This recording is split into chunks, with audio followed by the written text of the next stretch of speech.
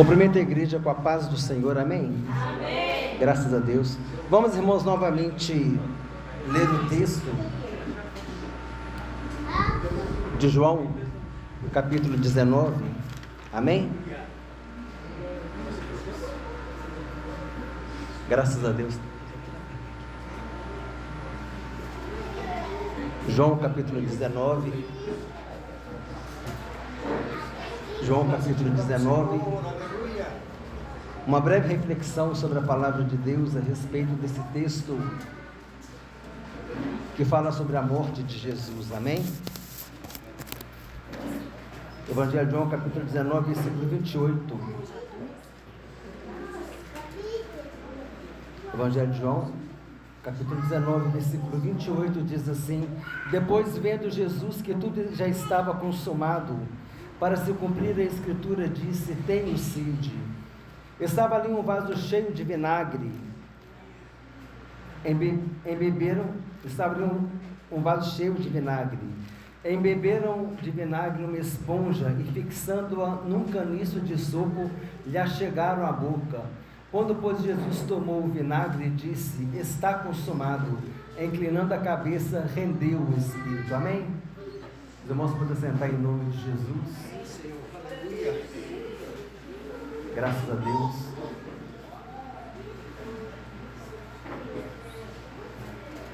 Muito obrigado, Jesus. Graças a Deus. Irmãos, Jesus, ele veio para cumprir várias coisas. Nós podemos ver, conhecemos o texto de Isaías capítulo 53, quando diz assim: quem creu em nossa pregação e a quem foi revelado o braço do Senhor, porque foi subindo como renovo perante ele, como raiz de uma terra seca, não tinha aparência nem formosura, olhámo-lo, mas nenhuma beleza havia que nos agradasse. Era desprezado e o mais rejeitado entre os homens, homem de dores e que sabe o que é padecer. O comum de quem os homens escondiam o rosto, era desprezado e dele não fizemos caso. E aqui esse texto começa a falar a respeito do sofrimento do Senhor Jesus.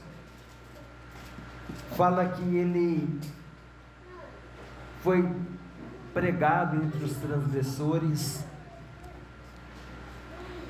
Fala que ele foi pregado entre os transgressores.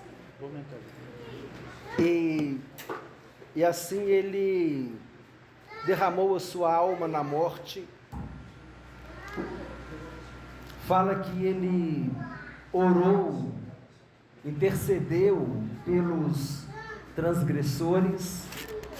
Fala que ele, quão rico esteve em sua morte, porque José de Arimateia era um homem rico e ele e Nicodemos pegaram o corpo de Jesus para sepultar. Então muitas foram as profecias que se cumpriram no Senhor Jesus, em todo o seu ministério e ali no dia da sua morte também. Jesus veio e cumpriu as profecias do Antigo Testamento, conforme nós estamos falando. Ele é considerado o Salvador prometido. Jesus veio para cumprir a lei de Moisés. Jesus, ele cumpriu a missão que Deus confiou com obediência, sendo obediente até a morte e morte de cruz.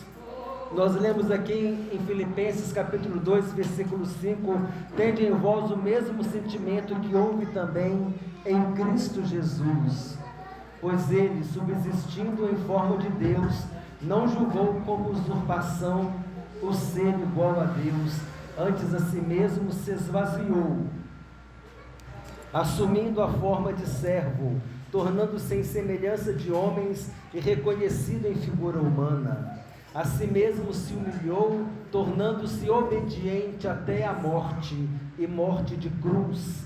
pelo que também Deus o exaltou sobremaneira e lhe deu um nome que está acima de todo nome, para que ao nome de Jesus se dobre todo o joelho, nos céus, na terra e debaixo da terra, e toda língua confesse que Jesus Cristo é Senhor, para a glória de Deus Pai.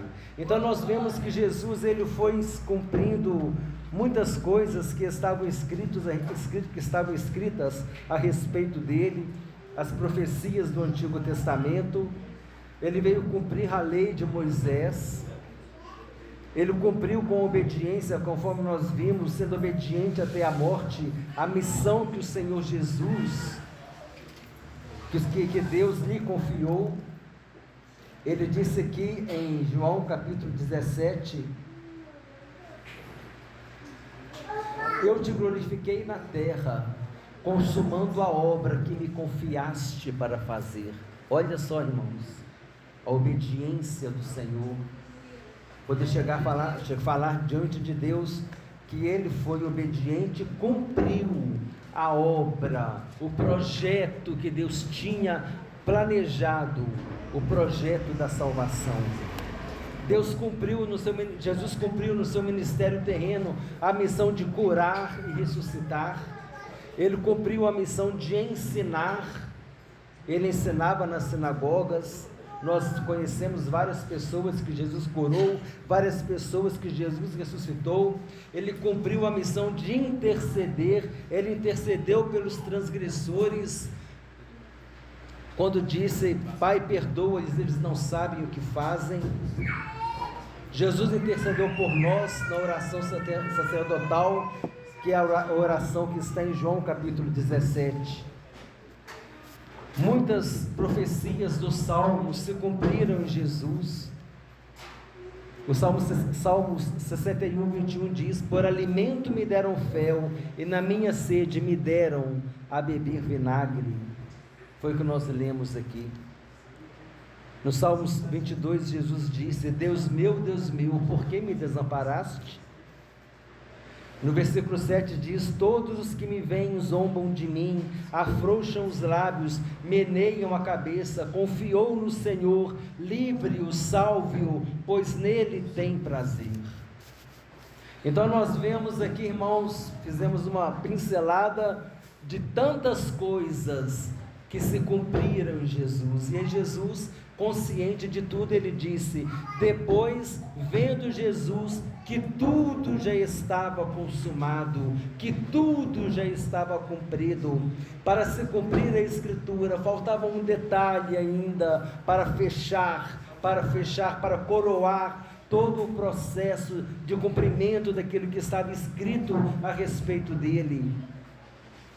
Ele disse: tenho sede. Para se cumprir a Escritura, ele disse: tenho sede. Para se cumprir esse versículo que nós lemos aqui, Salmo 69, versículo 21, estava ali um vaso cheio de vinagre, embeberam de vinagre uma esponja, e fixando-a num caniço de isopo, lhe achegaram a boca. Quando Jesus tomou o vinagre, disse: está consumado. Ele deu um alto brado, dizendo: está consumado, tudo se cumpriu. Só me faltava beber esse vinagre, que representava toda a amargura, toda a humilhação, tudo aquilo que Jesus deveria passar para que nós pudéssemos ser salvos. O plano da salvação estava consumado, o plano de humilhação, que Jesus seria humilhado, que Jesus seria ferido, que Jesus seria escarnecido, que Jesus seria zombado, que diriam para ele: se tu és filho de Deus, desce da cruz. E Jesus sabia que ele era filho de Deus, conforme já considerei com os irmãos. Ele poderia descer daquela cruz naquele momento, espanava aqueles soldados todos ali, botava os cavalos para correr e falava: eu sou filho de Deus, sim, e agora? Mas o que é que ele fez? Ele foi obediente até a morte, e morte de cruz. Jesus foi obediente até a morte e morte de cruz. E ele deu um brado que essa palavra em grego os irmãos já conhecem. A palavra se chama tetelestai. Conhecem essa palavra? Já ouviram falar? É tetelestai. Fala Dedé.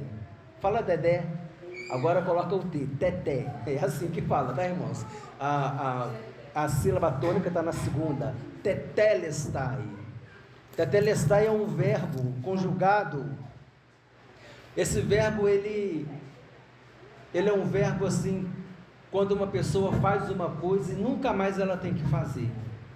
Aquilo que foi feito e acabou, nunca mais precisa ser feito. Foi feito uma vez só e acabou. Uma conta que você pagou, a conta que você pagou do mês de dezembro, nunca mais você vai ter que pagar essa conta. Tetelestai, tá bom? Acabou. Você não tem mais que ficar pagando essa conta. Então, Jesus, ele fez algo que ele não precisaria fazer mais. Ele foi humilhado, sendo obediente até a morte, foi zombado, foi escarnecido, bateram nele, mas a outra palavra que se cumpriu, né, que apesar dele ter apanhado tanto, a Bíblia diz que nenhum osso dele foi quebrado, porque estava na palavra de que ele não teria nenhum osso quebrado. Tudo isso se cumpriu em Jesus Cristo. E essa palavra está consumado, tetelestai. Os irmãos sabem que esse contexto todo foi na época do Império Romano, né? Tudo isso que aconteceu quando o Império Romano dominava a Palestina. E era costume no Império Romano, em alguns momentos, essa palavra tetelestai, ela era aplicada. Um dos momentos que essa palavra era aplicada é quando o pai mandava o filho fazer alguma coisa, ou então o patrão mandava o empregado fazer alguma coisa. Quando aquele patrão terminava, né, segundo o que a gente pesquisou, buscou, né, são as informações que a gente fez de pesquisas, e traz essa informação que aquele filho, quando concluía aquela obra, aquilo que ele tinha que fazer, ou então o empregado, ele chegava para o patrão e falava assim, tetelestai, ou seja, o trabalho que tinha que ser feito, já foi feito, já está concluído. E também outra aplicação dessa palavra tetelestai, que significa está consumado, está pago, é quando uma pessoa pagava uma conta na padaria, no mercado, e então o homem, o proprietário, né, o vendedor, ele carimbava ali naquela nota o está pago, tetelestai. Ainda hoje é isso, né? Você vai às vezes na drogaria, a pessoa carimba ali o pago, você sai com um carimbo, né, escrito pago, né? Então mas era exatamente isso, era o tetelestai, a sua conta está paga. Então agora eu carimbei aqui as suas anotações, a sua compra do mês, lá no mercado, né, aquelas pessoas que abriam conta, pagavam no final do mês, tetelestai, a conta está paga. Olha só, irmãos, primeiro é o empregado que fazia a obra, e a palavra era tetelestai, a obra está feita. O terreno está varrido, o que tinha que ser feito foi feito. Agora, quando se pagava uma conta no mercado, tetelestai. Quando se comprava uma propriedade, você recebia um documento chamado tetelestai, mostrando que você tinha pago aquela propriedade, mostrando que aquela propriedade agora era sua. Quando os soldados venciam uma batalha, o grito deles de vitória era tetelestai, está feito, nós vencemos a batalha. E quando os criminosos, eles cumpriam a pena deles, porque naquela época, o que acontecia era o seguinte, a pessoa cometeu um crime, ela cometeu um delito, ela recebeu uma punição. Então tinha ali uma cédula, que naquela cédula estava marcando a condenação daquela pessoa. Então aquela pessoa deveria pagar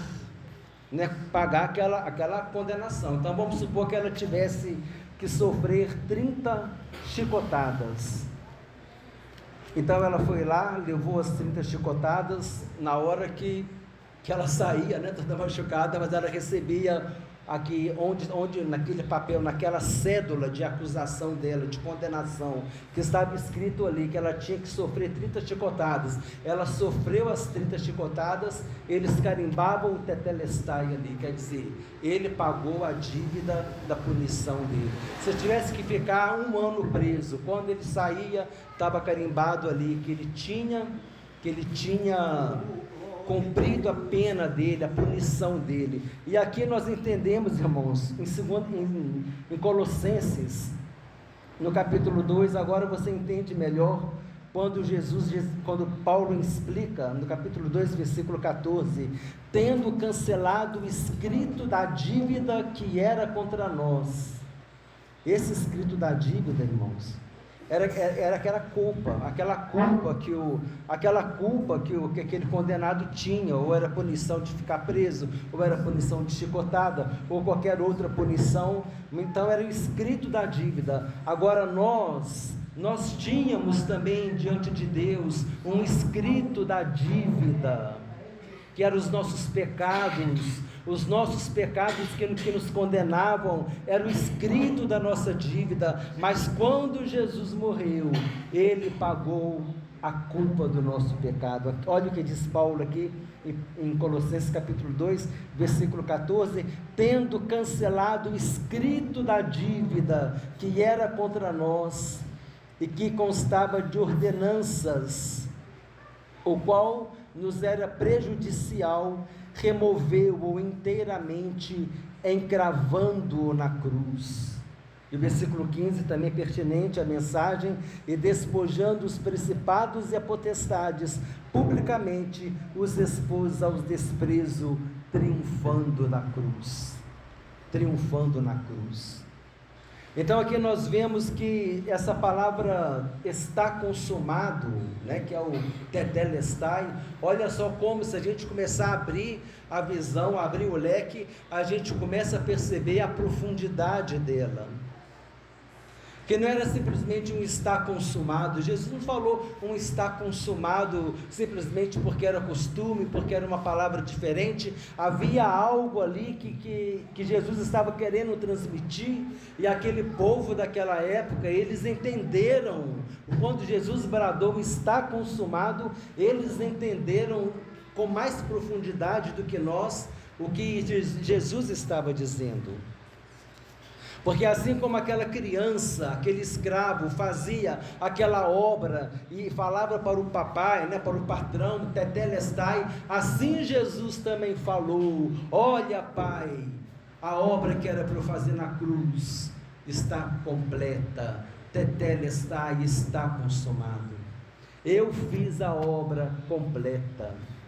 Assim como aquele dono do mercado cravava e falava assim: olha, a tua dívida está paga. Assim Jesus falava: olha, está consumado, tetelestai, eu paguei a dívida da humanidade, eu paguei a dívida de todo aquele que me receber como Senhor e Salvador, ele terá o perdão, a dívida do pecado está paga.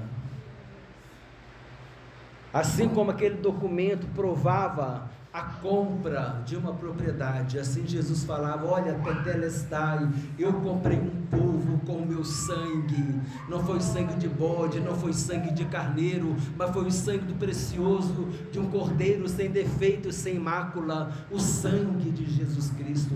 Vós fostes comprados por preço, e o preço foi o sangue de Jesus derramado na cruz do Calvário. Eu comprei um povo, eu comprei uma propriedade exclusiva para Deus, tetelestai. Assim como aquele soldado vencedor, quando ele ia para a batalha e ele vencia aquela guerra, e ele derrotava os seus inimigos, e ele gritava tetelestai.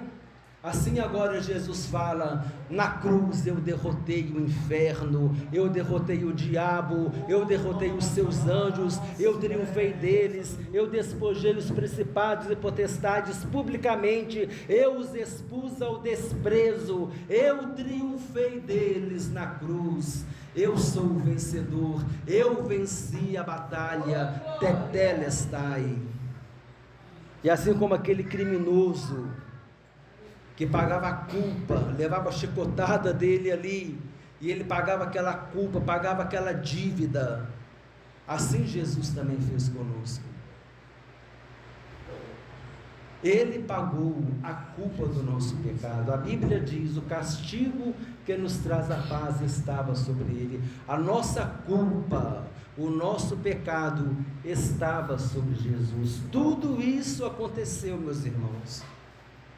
Tudo isso aconteceu porque era o plano de Deus para salvar a humanidade. Essa semana, alguém me perguntou assim: por que a gente precisa de salvação? Eu respondi: a gente precisa de salvação porque existe uma condenação. Nós só precisamos de salvação porque existe uma condenação. E a Bíblia diz que o inferno foi preparado para o diabo e os seus anjos. O inferno não foi preparado para o homem. E Deus se compadeceu tanto da humanidade que Ele enviou Jesus, para que em Jesus nós pudéssemos ter o escape dessa condenação. É por isso que é importante, como a irmã considerou aqui, precisamos falar de Jesus, falar para as almas. Precisamos apresentar o plano da salvação de Jesus. Precisamos saber falar sobre o plano da salvação de Deus. Precisamos saber explicar para as pessoas o plano da salvação de Deus, como Jesus ele veio, como ele se ofereceu pelo Espírito eterno, como Deus ele não estava se agradando dos sacrifícios de bodes e carneiros, e então pelo Espírito eterno o Verbo se ofereceu: eis aqui estou para fazer a tua vontade, um corpo me formaste. E então veio da eternidade, o Verbo se fez carne e habitou entre nós, cheio de graça e de verdade. E esse Verbo durante 3 anos e meio fez o ministério, cumpriu o seu ministério, pregando o Evangelho do Reino, curando, ressuscitando, libertando, ensinando e cumprindo o seu sacrifício vicário e expiatório na cruz do Calvário. Já expliquei para os irmãos aqui que o sacrifício de Jesus é vicário e expiatório. Vicário vem do latim, vicarius, significa substituto. Jesus morreu em nosso lugar.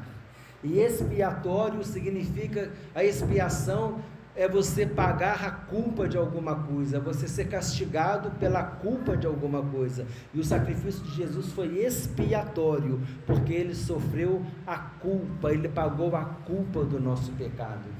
Então o sacrifício de Jesus é vicário e expiatório. Ele morreu por mim, pagando a culpa do meu pecado. Ele morreu por você, pagando a culpa do seu pecado. Aquela cruz não era para Jesus, aquela cruz era para mim, aquela cruz era para você. Aquela cruz era para nós, aquela morte era para nós, mas Jesus morreu em nosso lugar, para pagar a culpa do nosso pecado. E é aí que está o plano da salvação. É por isso que quando uma pessoa rejeita Jesus, ela está rejeitando esse plano maravilhoso de alguém que morreu por mim, que foi humilhado por mim, que sofreu por mim, que morreu na cruz por mim para pagar a culpa do meu pecado, e eu rejeito essa pessoa, eu rejeito Jesus. O escritor aos Hebreus diz: como escaparemos nós se negligenciarmos tão grande salvação? Por isso que nós devemos conduzir as pessoas a fazer essa reflexão a respeito da eternidade. Precisamos fazer, o caminho é esse, é você levar a pessoa a refletir. Olha, você tem 2 decisões. Jesus disse: aquele que crer e for batizado será salvo, quem não crer será condenado. Aquele que recebe Jesus recebe a salvação, aquele que rejeita Jesus não vai ser salvo, vai ser condenado. Você tem duas escolhas para fazer e a responsabilidade é tua. A responsabilidade da tua salvação, do teu destino eterno, essa responsabilidade é tua, é você que vai decidir. Se você decidir por Jesus, você vai ser salvo. Se você rejeitar Jesus, você vai ser condenado. Você tem que entender que cada decisão traz uma consequência. Cada decisão traz uma consequência. Quem tem Jesus e o aceita como Senhor e Salvador está salvo, terá salvação. E quem rejeita Jesus, quem não crê na mensagem da salvação, sobre ele virá a ira de Deus. Aquele que tem o Filho tem a vida eterna. Quem não tem o Filho, sobre ele virá a ira de Deus. João capítulo 3, versículo 36. Se eu não me engano é 36 mesmo. Aquele que tem o Filho de Deus tem a vida eterna. E aquele que não tem o Filho, sobre ele permanece a ira de Deus. E essa pessoa, ela tem que entender que a decisão é dela. Então, quando nós estivermos evangelizando, compartilhando de Jesus, falar isso com muito amor para as pessoas. Olha, você tem duas decisões. Se você aceitar Jesus, entregar a sua vida para Jesus, você vai ser salvo. Se você rejeitar Jesus, se você resistir ao Evangelho, né, a Bíblia diz: hoje, se ouvirdes a minha voz, não endureçais os vossos corações. Pedro disse para Ananias: por que está resistindo o Espírito Santo? Por que está resistindo à mensagem do Evangelho? Isso trará uma consequência, que é a condenação. Então nós precisamos, irmãos, ter realmente esse propósito de falar do plano da salvação para as pessoas. Hoje nós entendemos o que significa o tetelestai. Hoje nós entendemos o que significa essa palavra que está dizendo: está consumado. Aquilo que foi feito de uma vez por todas. O sacrifício de Jesus foi feito de uma vez por todas. Porque em Hebreus está escrito que o sacrifício de Jesus é perfeito, eficaz e vale para sempre. É a nova e eterna aliança. A nova aliança porque antigas existiram, e eterna aliança porque depois de Jesus, Deus não fez mais aliança e nem fará nenhuma aliança mais com o homem. Jesus é a aliança entre o homem e Deus. Os sacrifícios eram transitórios, por isso que aqueles sacrifícios de bodes, de carneiros, eram sacrifícios imperfeitos, por isso eles tinham que ser repetidos todos os anos. Mas quando o Cordeiro de Deus, que tira o pecado do mundo, morreu lá na cruz, este foi o sacrifício perfeito, este foi o está consumado. Jesus disse, ali ele estava dizendo: não precisa mais de sacrifício, eu sou o último sacrifício. Eu sou o sacrifício da redenção, eu sou o sacrifício da salvação, eu sou o sacrifício da vida eterna. Eu sou o último sacrifício, está consumado, não precisa mais de sacrifício. E nunca mais, irmãos, precisaremos sacrificar um animal para perdoar os nossos pecados. Não precisamos derramar o sangue de um animal para perdoar os nossos pecados, porque o sangue de Jesus nos purifica de todo pecado. Glória a Deus por isso. Graças a Deus, meus irmãos. Por isso, irmãos, que é importante nós meditarmos a respeito dessa mensagem, essa mensagem que fala sobre o cumprimento de tudo aquilo que estava escrito a respeito de Jesus. Jesus tinha plena consciência de que tudo já tinha se cumprido, de que já era hora de concluir o plano, porque depois ele iria para a eternidade e nos enviaria o Espírito Santo. Tudo isso era plano de Deus. Tudo isso foi planejado por Deus, amém? Nosso Deus é Deus de planejamento. O plano da salvação é um planejamento. Quando Deus criou a humanidade, quando Deus criou o universo, quando Deus ele criou o universo, a terra, isso tudo foi planejado. Somente depois que tudo havia sido criado, é que ele criou o homem. E Deus tem plano também para as nossas vidas, amém? Vamos colocar nossas vidas diante de Deus agora, em nome de Jesus. Vamos ficar em pé, irmãos? Vamos agora, daqui a pouco, iniciar a ceia do Senhor. Vamos orar a Deus, agradecendo pelo sacrifício perfeito na cruz do Calvário. Glória a Deus.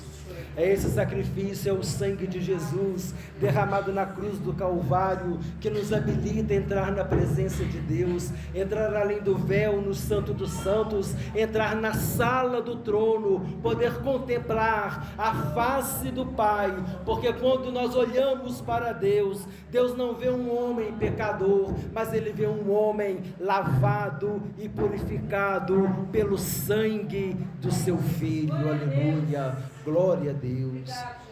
Deus, Pai querido, nós te louvamos, Senhor. Nós te agradecemos, Senhor, pelo teu grande amor com o qual o Senhor nos amou.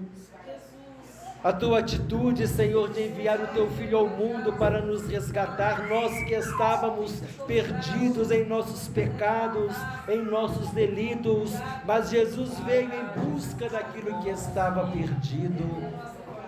E hoje nós somos resgatados por Ti, Senhor. Nós somos, Senhor Deus, povo de propriedade exclusiva Tua, e o maligno não pode nos tocar, porque nós somos de Deus. Podemos dizer, nós somos de Deus, porque um dia recebemos Jesus como nosso Senhor e nosso Salvador. Obrigado, Pai querido, por esta mensagem, por esta palavra, Senhor, que o Senhor possa, Senhor, nos alimentar a nossa fé, revigorar a nossa fé, para que nós possamos, Senhor, ter uma vida de propósito diante de Ti. Ajuda-nos, ó Pai, em nossas fraquezas, em nossas limitações, naquilo que temos falhado contigo, Senhor. Nos ajude a fazer o conserto devido, para que possamos, Senhor, estar diante de Ti, te oferecendo, Senhor, um sacrifício aceitável, um sacrifício de adoração, um sacrifício espiritual agradável a Deus. Derrama a Tua bênção, Senhor, sobre as nossas vidas, ó Pai. Vai nos revestindo com a Tua presença, ó Deus. Vai, Senhor, nos revestindo com a Tua presença, como disse Moisés, que a Tua presença venha comigo, que a Tua presença venha conosco. E o Senhor disse, eis que estarei convosco todos os dias, até a consumação do século. Obrigado, Senhor, pela Tua presença, obrigado pelo Teu cuidado, obrigado pela Tua cura, Senhor. Nós oramos, Pai querido, pela Tua igreja, pela necessidade, Senhor, de cura, de libertação, Senhor. Toma o Benjamim nas Tuas mãos, Senhor, manifesta o Teu poder sobre a vida dele, Senhor. Vai derramando a Tua cura, Senhor, vai cobrindo ele com o Teu sangue, porque ele te pertence, porque Jesus, ele é a ovelha Tua, Senhor. Guarda, protege, cura, Senhor, que todo mal que esteja direcionado a Ele retroceda em nome de Jesus, e que o Teu poder e a Tua glória se manifeste na vida dele, no apetite dele, Senhor Deus, para que ele venha, Senhor Deus, se alimentar, estar fortalecido e crescer, não fisicamente somente, mas crescer também espiritualmente na graça e no conhecimento de nosso Senhor e Salvador Jesus Cristo. Dá a Tua bênção para a Tua igreja, meu Pai, derrama a Tua unção, a Tua virtude. Espírito Santo, habita em nós com poder, habita em nós manifestando a Tua virtude, Senhor, manifestando o Teu propósito para as nossas vidas, e que o Teu nome seja glorificado, ó Deus, em tudo aquilo que nós fizermos, ó Pai. Colocamos nossas vidas diante de Ti, declaramos, Senhor, que nós dependemos de Ti, Senhor. Nós dependemos do Senhor, ó Pai. Nós nos aquietamos no Teu colo, no Teu braço, Senhor, porque Tu és o nosso Pai amado e querido. Obrigado pelo Teu amor, pela Tua bondade e pela Tua misericórdia. Por isso, Senhor, nós Te louvamos, Te engrandecemos e Te agradecemos por tudo, em nome de Jesus. Amém.